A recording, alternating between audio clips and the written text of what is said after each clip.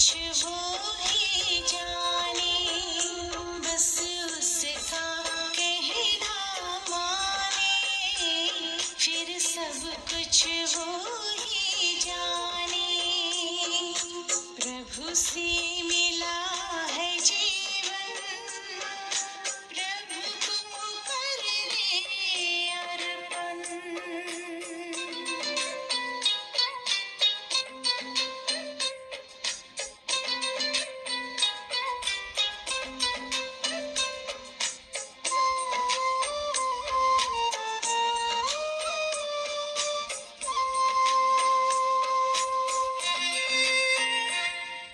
जहाँ जहाँ कदम पड़ते हैं, साथ साथ वो चलते हैं।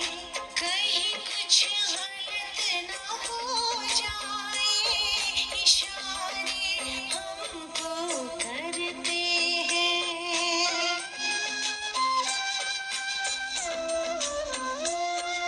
जहाँ जहाँ कदम पड़ते हैं, साथ साथ वो चलते हैं। कहीं कुछ गलत ना हो जाए, इशारे हमको करते हैं। घर करते हैं अपनी मनमानी, घर करते हैं अपनी मनमानी, बढ़े फिर उलझन, बस उसका कहना माने, फिर सब कुछ वो ही जाने।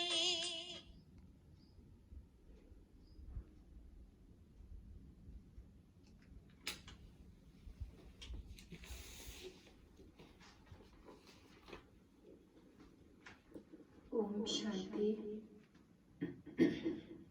Good morning. फिर से संडे हम अव्यक्त मुरली लेकर आए हैं और कल तो रक्षाबंधन का त्योहार भी है।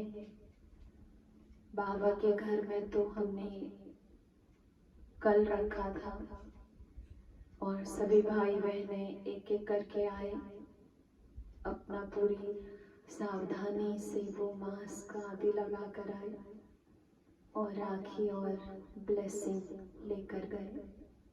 जो कल नहीं आए थे वो आज भी आ सकते हैं एक एक करके, मास्क आदि लगा के शिव बाबा की राखी और शिव बाबा से ब्लेसिंग लेकर जा सकते हैं। तो राखी के उपलक्ष्य में दादी जी ने कुछ हमसे संकल्प कराया, जो पत्र पुष्प के रूप में मधुबन से हम सभी सेंटर्स पर दादी ने भेजा। तो उसमें जैसे राखी हम बांधते हैं और राखी में 3 धागे होते हैं, तो उन 3 धागों का अर्थात 3 सूत्र का भी महत्व दादी ने बताया। तो 3 धागे का क्या महत्व है? पहला है उसमें स्वरक्षक, अर्थात आत्मा की रक्षा करना, आत्मा को विकारों के दलदल में फंसने से बचाना, स्व की रक्षा। और दूसरा है मर्यादा रक्षक। शिव बाबा ने हम ब्राह्मणों को जो मर्यादाएं बताई हैं, उन मर्यादाओं की रक्षा करना। रामायण में आता है, सीता ने मर्यादा की लकीर को क्रॉस किया था तो उसको रावण उठा के ले गया। ये दृष्टांत बने हुए हैं।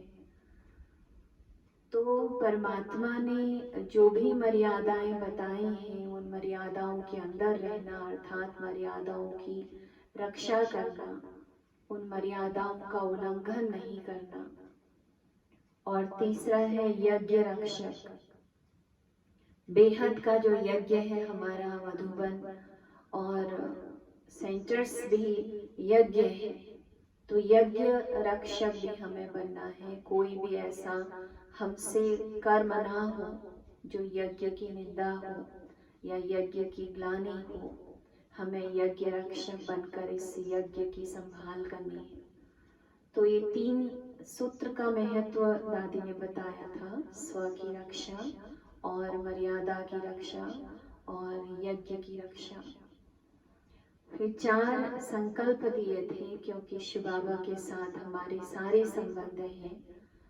तो सबसे पहले तो सबसे बड़ा जो भाई है हमारा परमात्मा है, तो इसीलिए जब हम बाबा के घर आते हैं तो परमात्मा के लिए भी राखी लाते हैं और उनके सामने प्रॉमिस भी करते हैं। तो क्या संकल्प करते हैं, क्या प्रॉमिस करते हैं, अर्थात हम क्या दक्षिणा देते हैं। तो दादी ने जो संकल्प दिए या जो प्रतिज्ञा कराई, जो प्रॉमिस कराया, 4 बातें उसमें बताई। सबसे पहली बात, पुराने संस्कारों के बीज को समाप्त करना है।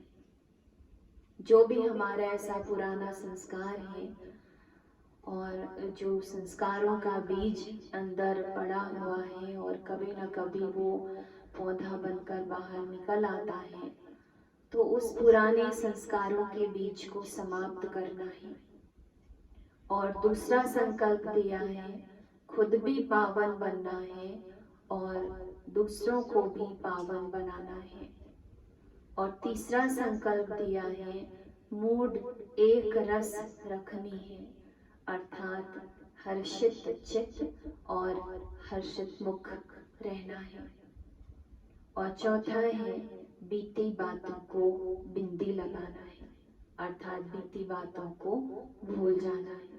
तो ये 4 संकल्प दादी जी ने लिखत के रूप में सबको भेजे हैं। और जो भी कल बाबा के घर आए हैं ब्लेसिंग लेने के लिए, सभी को ये 4 संकल्प कराए और स्मृति में रहे बार बार कि हमने राखी के दिन शिव बाबा के सामने ये 4 प्रतिज्ञाएं की हैं।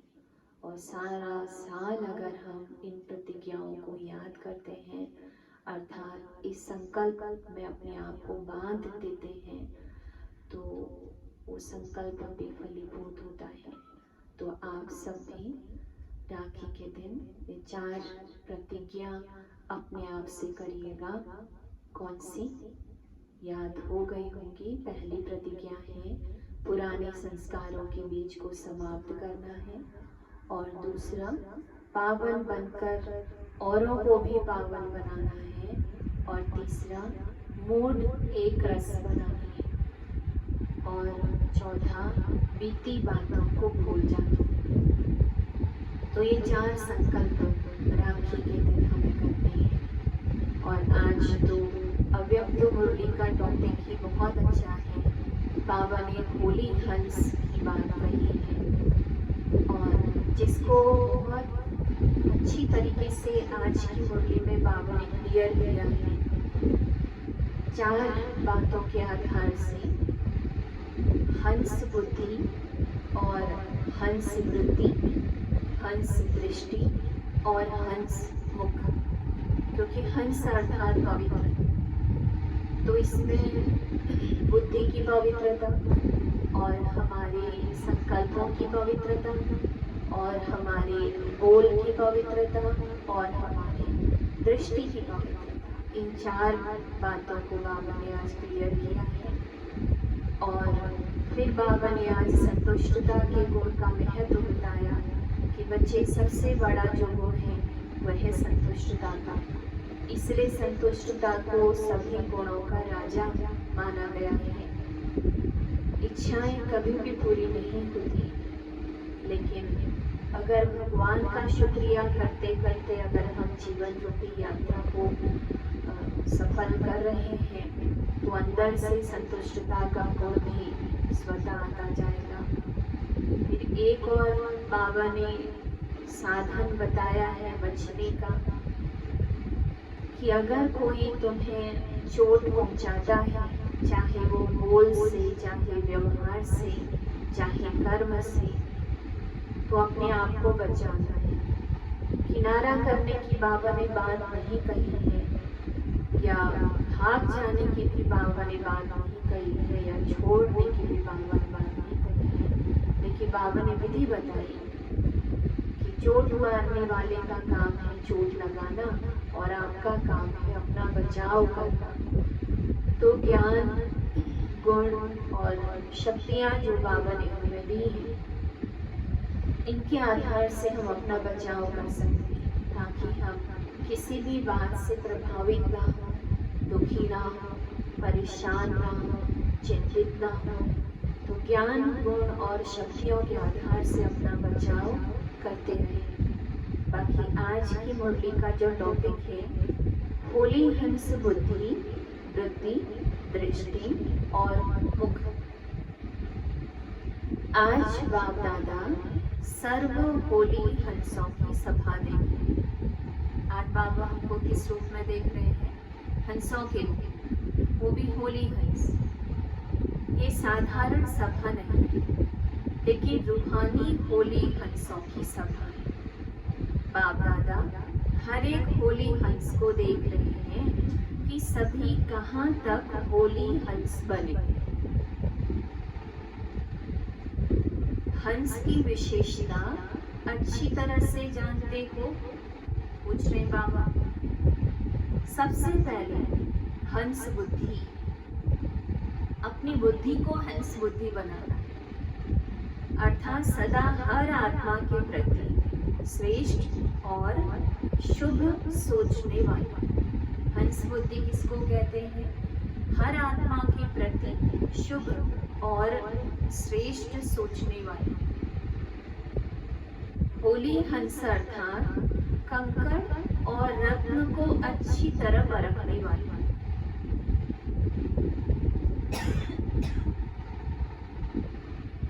और भी धारण करने वाला। पहले हर आत्मा के भाव को परखने वाले और फिर धारण करने वाले। कभी भी बुद्धि में किसी भी आत्मा के प्रति अशुभ व साधारण भाव धारण करने वाले न हो। सदा शुभ भाव और शुभ भावना धारण करना। भाव जानने से कभी भी किसी के साधारण स्वभाव या व्यर्थ स्वभाव का प्रभाव नहीं पड़ेगा। हर आत्मा के अंदर के अगर भाव को जान जाएंगे तो किसी के भी व्यर्थ भाव का बाबा कहते प्रभाव नहीं पड़ेगा। शुभ भाव, शुभ भावना, जिसको भाव स्वभाव कहते हैं, जो व्यर्थ है उसको बदलने का है। अपने अंदर का जो भाव है उसको बदलने का। और अगर हमारे अंदर का भाव बदल जाएगा तो सामने वाली आत्मा का अगर व्यर्थ है भी तो हम उसके व्यर्थ के भाव को भी बदल देंगे। बाप दादा देख रहे हैं ऐसे हंस बुद्धि कहाँ तक बने हैं। ये हम अपने आप को चेक करें कि हमारी बुद्धि हंस बुद्धि बनी है। दूसरा, हंस वृत्ति अर्थात सदा हर आत्मा के प्रति श्रेष्ठ कल्याण की वृत्ति। हर आत्मा की अकल्याण की बातें सुनते देखते भी अकल्याण को कल्याण की वृत्ति से बदल लेना, इसको कहते हैं होली हंस वृत्ति।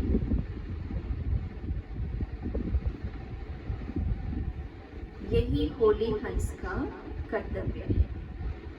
क्या है हंस वृत्ति? क्या है? हर आत्मा की अकल्याण की बातें सुनते देखते भी अकल्याण को कल्याण की वृत्ति से बदल लेना, यही होली हंस का कर्तव्य है। तीसरा है हंस दृष्टि। सदा हर आत्मा के प्रति श्रेष्ठ शुद्ध स्नेह की दृष्टि, भाव में पवित्रता और वृत्ति कल्याण की और दृष्टि स्नेह की। कैसा भी हो, लेकिन अपनी तरफ से सबके प्रति रूहानी आत्मिक स्नेह की दृष्टि धारण कर। कैसी भी आत्मा, लेकिन हमारी आत्मिक स्नेह की दृष्टि बाबा कहते पक्की। इसको कहते हैं होली हंस दृष्टि। और चौथा है हंस मुख, जिसके मुख से कभी व्यर्थ न निकले, इसको कहेंगे हंस मुख स्थिति। तो होली हंस बुद्धि, होली हंस वृत्ति, होली हंस दृष्टि और होली हंस मुख। जब ये पवित्र अर्थात श्रेष्ठ बन जाते हैं तो स्वतः ही होली हंस की स्थिति का प्रत्यक्ष प्रभाव दिखाई देता है। तो सभी अपने आप को देखो कि कहाँ तक सदा होली हंस बन चलते फिरते हैं, क्योंकि स्वोन्नति का समय ज्यादा नहीं है। इसलिए अपने आप को चेक करो और चेंज करो। पहले पैराग्राफ में बाबा ने सारा क्लियर किया, दृष्टि, वृत्ति, बोल, इसको चेंज करने के लिए बाबा ने कहा। आगे सुनते हैं। इस समय का परिवर्तन बहुत काल के परिवर्तन वाली गोल्डन दुनिया के अधिकारी बनाएगा। अभी अगर हम अपने आप को परिवर्तन कर लेंगे तो इस समय का परिवर्तन बहुत काल के लिए हमें गोल्डन दुनिया का अधिकारी बनाएगा। यह इशारा बाप दादा ने पहले भी दिया है। स्व की तरफ डबल अंडरलाइन से अटेंशन सभी का है। थोड़े समय का अटेंशन है और बहुत काल के अटेंशन के फलस्वरूप श्रेष्ठ प्राप्ति की प्रारंभ है। इसलिए ये थोड़ा समय बहुत श्रेष्ठ सुहावना है। संगम युग परिवर्तन का युग है, परिवर्तन की बेला है। मेहनत भी नहीं है, सिर्फ क्या करना है, जो बाबा ने कहा है वो धारण करना है बस। और धारण करने में प्रैक्टिकल स्वतः ही होगा। होली हंस का काम है धारण करना। तो होली हंसों की ये सभा है ना। बाबा पूछते हैं, नॉलेजफुल बन गए, व्यर्थ व साधारण को अच्छी तरह से समझ गए हो ना। तो समझने के बाद कर्म में स्वतः ही आता है। वैसे भी साधारण भाषा में यही कहते हो ना कि अभी मेरे को ना समझ आता है। कोई भी बात अगर अंदर से समझ आ जाती है तो हम बड़े कॉन्फिडेंट होते हैं कि बस अब ना मुझे समझ आ गया। फिर करने के बिना रह नहीं सकते हो। तो पहले चेक करो कि साधारण अथवा व्यर्थ क्या है। कभी व्यर्थ या साधारण को ही श्रेष्ठ तो नहीं समझ लेते। अपने मन मत के आधार से, अपनी संकीर्ण बुद्धि के आधार से कहीं ऐसा ना हो कि साधारण और व्यर्थ को ही श्रेष्ठ समझ लेते। बाबा ने बोला है, अगर वो श्रीमत के विरुद्ध है तो व्यर्थ है। इसलिए पहले मुख्य है होली हंस बुद्धि। उसमें स्वतः ही परखने की शक्ति आ जाती है। अगर होली हंस बुद्धि बन गई तो हर बात को, हर आत्मा को, हर परिस्थिति को परखने की शक्ति आ जाती है। क्योंकि व्यर्थ संकल्प और व्यर्थ समय तब जाता जब उसकी परख नहीं रहती कि ये राइट है या रॉन्ग है। सही और गलत को परखने में ही सोचते कितना टाइम वेस्ट चला जाता है। अपने व्यर्थ को रॉन्ग को राइट समझ लेते तब ही ज्यादा व्यर्थ समय जाता है व्यर्थ, लेकिन समझते हैं कि मैं समर्थ, मैं राइट, जो मैंने कहा वही राइट है। इसी में परखने की शक्ति न होने के कारण मन की शक्ति, समय की शक्ति, वाणी की शक्ति सब चली जाती है और दूसरे से मेहनत लेने का बोझ भी चढ़ता है। कारण क्योंकि होली हंस बुद्धि नहीं बनी। तो बाप दादा सभी होली हंसों को फिर से यही इशारा दे रहे हैं कि उल्टे को उल्टा नहीं करो। ये तो है ही ऐसा, ये तो है ही उल्टा, ये नहीं सोचो, लेकिन उल्टे को सुल्टा कैसे करूं ये सोचो। इसको कहा जाता है कल्याण की भावना। श्रेष्ठ भाव, शुभ भावना से अपने व्यर्थ भाव, स्वभाव और दूसरे के भाव स्वभाव को परिवर्तन करने की विजय प्राप्त करें। समझिए, पहले स्व पर विजय, फिर सर्व पर विजय, फिर प्रकृति पर विजय बने। ये तीनों विजय आपको विजय माला का मणका बनाएगा। प्रकृति में वायुमंडल, वाइब्रेशन या स्थूल प्रकृति की समस्याएं सब आ जाती। तो तीनों पर विजयी हो, इसी आधार से विजय माला का नंबर अपना देख सकते हैं। इसलिए नाम ही है वैजयंती माला। तो सभी विजयी बने हो, बाबा पूछ रहे हैं, सभी विजयी बने हो। अच्छा, आज बाबा के सामने ऑस्ट्रेलिया का ग्रुप बैठा है। बाबा उनको याद कर रहे हैं और उनकी महिमा भी कर रहे हैं और उनकी विशेषताएं भी उनको बता रहे हैं। फिर बाबा दूसरी बात स्पष्ट कर रहे हैं। एक है निमित्त भाव और दूसरा है निर्माण। दादी प्रकाश मणि जी की ये तीन शिक्षाएं थी, निमित्त भाव और निर्माण भाव, निर्मल वाणी।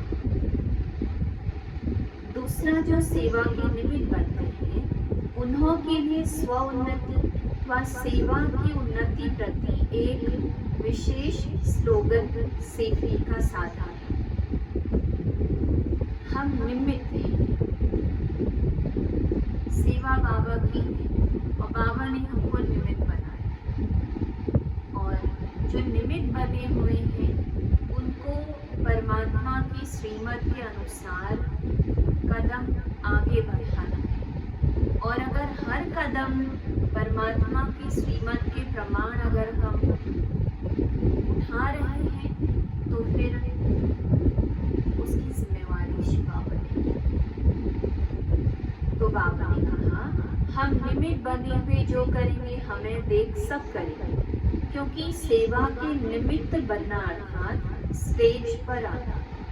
जैसे कोई पाठधारी जब स्टेज पर आता है तो कितना अटेंशन रखता है। तो सेवा के निमित्त बनना अर्थात स्टेज पर पाठ बजाना। तो बाबा ने हमें सबको बोला है कि बच्चे आप सेवाधारी, चाहे मनसा सेवा करें, चाहे वाचा सेवा करें, चाहे कर्मणा सेवा करें, तो हम सब सेवाधारी। तो जो सेवाधारी निमित्त बने हुए हैं वो क्या सोचें अपने आप को हम स्टेज पर, और जो पाठधारी स्टेज पर होता है उसका अपने हर एक्शन पर ध्यान होता है कि मेरा कोई भी ऐसा एक्शन ऐसा ना हो जो मेरा पार्ट, मेरा रोल खराब हो जाए, उस पर उसका ध्यान जाता है। तो बाबा कहते हैं, पूछ रहे बाबा, सबका बाबा से प्यार है। बाबा से प्यार की निशानी यह है, सभी ब्राह्मण आत्माएं प्यारी लगी। कोई कहे हमको बाबा से तो प्यार है, बाकी हाँ ब्राह्मण परिवार में कोई कोई ऐसे हैं जिनसे हमारा प्यार नहीं। बाबा ने आज बोला है बाबा से प्यार की निशानी सभी ब्राह्मण आत्माएं प्यारी लगी। हर ब्राह्मण प्यारा लगना माना बाबा से प्यार है। अब ये चेक करें, माला में 1-2 के संबंध में तो ब्राह्मण ही आएंगे ना, बाप तो रिटायर होकर देखेंगे। इसलिए बाबा से प्यार की निशानियों को सदा अनुभव करें। बाबा से प्यार की निशानी क्या है? ब्राह्मण आत्माओं से भी हमारा प्यार होगा। सभी बाप के प्यारे हैं तो हमारे भी प्यारे हैं। बाबा आज 3 बातें और समझा रहे हैं। पहले पॉइंट है सभी अपने को विशेष आत्मा समझते हो। विशेष आत्मा है, विशेष कार्य के निमित्त है और विशेषताएं दिखाने। ऐसे सदा स्मृति में रहे मैं विशेष आत्मा हूँ, क्योंकि भगवान ने मुझे विशेष कार्य के लिए चुना हुआ है। विशेष स्मृति साधारण स्मृति को भी शक्तिशाली बना दे, व्यर्थ को भी समाप्त कर दे। तो सदा ये विशेष शब्द को याद रखो, मैं विशेष आत्मा हूँ। बोलना भी विशेष, देखना भी विशेष, करना भी विशेष, सोचना भी विशेष। हर बात में ये विशेष शब्द लाने से स्वतः ही बदल जाएगी, साधारणता समाप्त हो जाएगी और इसी स्मृति से स्वपरिवर्तन, विश्व परिवर्तन सहज हो जाएगा। तो हर बात में कौन सा शब्द अंडरलाइन करना है? विशेष। हर बात में विशेष शब्द को ऐड करते जाओ। इसी से जो संपूर्णता को प्राप्त करने का लक्ष्य है, जो हमारी मंजिल है, उसको प्राप्त कर सकेंगे। तो क्या याद रखना है?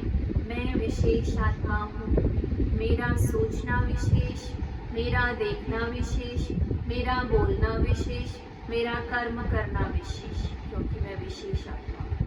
ये स्मृति पक्की करनी। दूसरा, सदा बाप और वर्षे की स्मृति में रहते हो। बाबा कुछ बाबा के तो बन गए, लेकिन उनकी स्मृति और उनसे जो हमें प्राप्ति हो रही है, उस प्राप्ति की स्मृति में रहते हो। श्रेष्ठ स्मृति द्वारा श्रेष्ठ स्थिति का अनुभव होता है, क्योंकि जैसी स्मृति वैसी स्थिति। स्थिति का आधार है स्मृति। अगर हम अंदर से हमारे जो विचार हैं, हमारी जो सोच है बहुत स्ट्रॉन्ग है, तो हमारी स्थिति भी शक्तिशाली बनती जाएगी। स्मृति कमजोर है तो स्थिति भी कमजोर हो जाएगी। स्मृति सदा शक्तिशाली रहे। ये शक्तिशाली स्मृति क्या है? मैं बाबा का और बाबा में। ये शक्तिशाली स्मृति, मैं बाबा का, बाबा में। इसी स्मृति से स्थिति शक्तिशाली रहेगी और दूसरों को भी शक्तिशाली बनाएगी। तो सदा स्मृति के ऊपर विशेष अटेंशन रहे। समर्थ स्मृति, समर्थ स्थिति, समर्थ सेवा स्वतः होती रही। स्मृति, स्थिति और सेवा तीनों ही समर्थ। जैसे स्विच ऑन करो तो रोशनी आ जाती है ना, और स्विच ऑफ करो तो अंधियारा हो जाता है।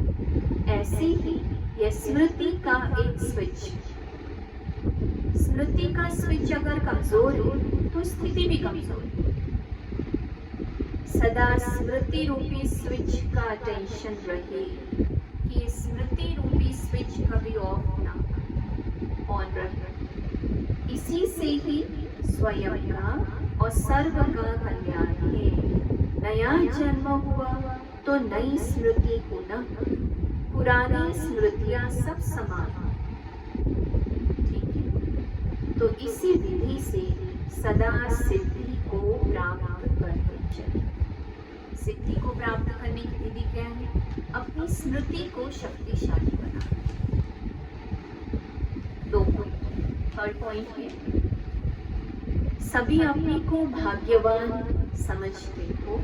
आज बाबा नशा चढ़ा रहे हैं। वरदान भूमि पर आना ये महान भाग्य है। बाबा मधुबन को कहते हैं वरदाना वो भूमि है। एक भाग्य वरदान भूमि पर पहुंचने का। इसी भाग्य को जितना चाहो श्रेष्ठ बना सकते हो। श्रेष्ठ मत ही भाग्य की रेखा खींचने की कलम है। इसमें जितना भी अपनी श्रेष्ठ रेखा बनाते जाएंगे उतना श्रेष्ठ बन जाएंगे। सारे कल्प के अंदर यही श्रेष्ठ समय भाग्य की रेखा बनाने को है। और अपने श्रेष्ठ भाग्य की रेखा बनाने की जो कलम है वह है श्रेष्ठ कर्म। तो बाबा हमको कहते हैं श्रेष्ठ कर्म रूपी कलम से अपनी जितनी लंबी लकीर खींचना चाहो भाग्य की खींच सकते हैं। ऐसे समय पर और ऐसे स्थान पर पहुंच गए तो थोड़े में खुश होने वाले नहीं। जब देने वाला दाता दे रहा है तो लेने वाले थके क्यों? बाबा की याद ही श्रेष्ठ बनाती है। बाबा को याद करना अर्थात पावन बनना, क्योंकि परमात्मा परम पवित्र है और उस परम पवित्र से अगर कनेक्शन जुड़ा रहेगा तो आत्मा पावन बनती जाएगी। इसलिए बाबा कहते याद करना अर्थात पावन बनना। जन्म जन्म का संबंध है तो याद क्या मुश्किल है? आत्मा का परमात्मा के साथ जन्म जन्म का संबंध है तो याद करना कोई मुश्किल है? सिर्फ क्या चाहिए? दो बातें। याद करने के लिए दो बातें कौन सी? स्नेह और संबंध। स्नेह से याद करो और संबंध जोड़कर याद करो। अगर स्नेह नहीं, संबंध नहीं जुड़ा तो याद निरंतर नहीं रह सकती। जिस संबंध से हमारा प्यार होता है उसकी याद भूली थोड़ी ना जाती। तो परमात्मा के साथ भी अटूट ऐसा संबंध जुड़ा हुआ है और अटूट स्नेह है तो याद ऑटोमेटिकली बनी रहेगी और याद बनी रहेगी तो आत्मा पावन बनती जाएगी। जहाँ स्नेह होता है वहाँ याद ना आवे ये हो नहीं सकता। भूलने की कोशिश करो तो भी याद आता है। जिससे स्नेह होता है उसको भूला नहीं जाता। हम कहें चलो थोड़ी देर भूल जाते तब भी वो याद आएगा। इसलिए बाबा ने यहाँ दो बातें बताई, स्नेह और संबंध, याद का आधार। तो ये तीन बातें आज बाबा ने खास बताई हैं। एक तो याद रखना है मैं विशेष आत्मा, मेरा बोल, मेरा जो हम सोच रहे हैं, जो हम कर्म कर रहे हैं वो सब विशेष। और दूसरी बात अपनी स्मृति को शक्तिशाली बनाना है, क्योंकि जैसी स्मृति वैसी स्थिति। स्मृति अगर कमज़ोर है तो स्थिति भी हमारी कमज़ोर हो जाएगी। स्मृति अगर शक्तिशाली है तो स्थिति भी हमारी शक्तिशाली बनती जाएगी। तो स्मृति कौन सी रखनी है? मैं बाबा का और बाबा मेरा। फिर बाबा ने याद दिलाया, अपने आप को याद दिलाओ मैं भाग्यवान आत्मा। और आज तो बाबा ने वरदान दिया है, मस्तक द्वारा संतुष्टता के चमक की झलक दिखाने वाले साक्षात्कार मूर्त। जो सबसे अच्छा जो गुण बाबा बताते हैं संतुष्टता का। मस्तक द्वारा संतुष्टता की चमक की झलक दिखाने वाले साक्षात्कार मूर्त। जो सदा संतुष्ट रहते हैं उनके मस्तक से संतुष्टता की झलक सदा चमकती रहती है। उन्हें कोई भी उदास आत्मा यदि देख लेती है तो वह भी खुश हो जाती है और उनकी उदासी भी मिट जाती है। जिसके पास संतुष्टता की खुशी का खजाना है, उनके पीछे स्वतः ही सब आकर्षित होते हैं। उनका खुशी का चेहरा चैतन्य बोल्ड बन जाता है, जो अनेक आत्माओं को बनाने वाले का परिचय देता है कि इनको ऐसा किसने बनाया। तो ऐसी संतुष्ट रहने और सर्व को संतुष्ट करने वाली संतुष्ट मणियां बन, जिससे अनेकों को साक्षात्कार होगा। आज का स्लोगन है, चोट लगाने वाले का काम है चोट लगाना और आपका काम है अपने को बचाना। तो ये आज बाबा की मुरली के मेन पॉइंट्स थे। और आज का मुख्य जो होमवर्क है हमारा, 3 पॉइंट हम डेली होमवर्क लेते हैं और उसको सारा दिन उसका मनन चिंतन करते हैं। तो आज का जो पहला पॉइंट है, मैं विशेष आत्मा, ये अपने आप को याद दिलाना। आज का स्वमान, मैं विशेष आत्मा, मेरा हर कर्म विशेष है और मैं इस संसार में विशेष कर्म करने के लिए आई हूँ। और दूसरा, स्मृति को शक्तिशाली बनाना है, जिसके लिए बाबा ने बोला स्मृति का स्विच कभी ऑफ ना होने दें। स्मृति शक्तिशाली होगी तो स्थिति भी शक्तिशाली होगी। और तीसरा, अपने आप को सदा भाग्यवान समझना है। मैं भाग्यवान आत्मा हूँ जो खुद भाग्य विधाता मेरे द्वारा श्रेष्ठ कर्म कराकर मेरा श्रेष्ठ भाग्य बना रहा है। तो आज मुख्य 3 पॉइंट्स याद रखिएगा। मैं विशेष आत्मा हूँ, और दूसरा, स्मृति को शक्तिशाली बनाना है, और तीसरा, अपने भाग्य की स्मृति रखें। ओम शांति।